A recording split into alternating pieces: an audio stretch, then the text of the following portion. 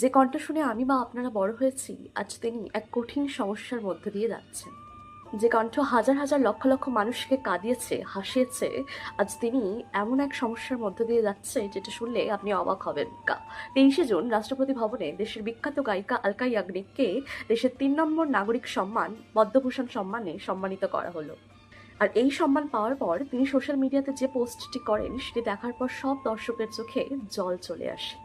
উনি পোস্টে বলেন, 2 বছর টানা উনি এমন এক সমস্যার মধ্যে দিয়ে যাচ্ছেন যার জন্য তিনি নিজেকে লাইমলাইট থেকে দূরে রেখেছিলেন। একবার ভেবে দেখুন, যিনি একজন গায়িকা, যার গান হাজার হাজার লক্ষ লক্ষ মানুষ শুনছে, আজ তার যদি শ্রবণ শক্তি হারিয়ে যায় তাহলে সে কতটা যন্ত্রণার মধ্যে থেকে যাচ্ছে।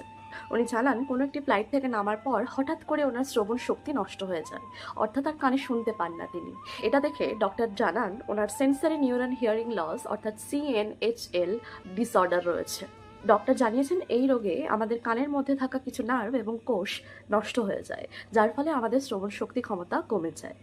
এবং ডক্টর জানান এই সেলসগুলি যদি একবার ড্যামেজ হয়, এটা সাধারণত রিপেয়ার করা সম্ভব নয়। এই রোগের কিছু লক্ষণ রয়েছে, যেমন টিভির সাউন্ড হঠাৎ করে বাড়িয়ে দেওয়া, কিংবা আপনার সামনে যদি কেউ একজন কথা বলে আপনার মনে হচ্ছে তিনি জোরে কথা বলছেন না, আপনি ঠিক করে শুনতে পাচ্ছেন না, একই কথা বারবার রিপিট করতে বলছেন আপনি তাকে, অথবা কানের মধ্যে এক অদ্ভুত রকম শব্দ হওয়া।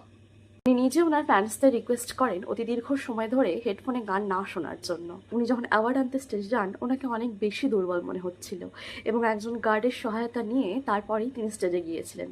হ্যাঁ, ইনি সেই আলকা ইয়াগনিক যিনি কিনা গানের জগতে একসময় ইতিহাস রচনা করেছে চলেছে। 25টা আলাদা আলাদা ভাষায় 21,000-এরও বেশি গান এবং হাজারটা ফিল্মে নিজের ভয়েস দিয়েছেন তিনি।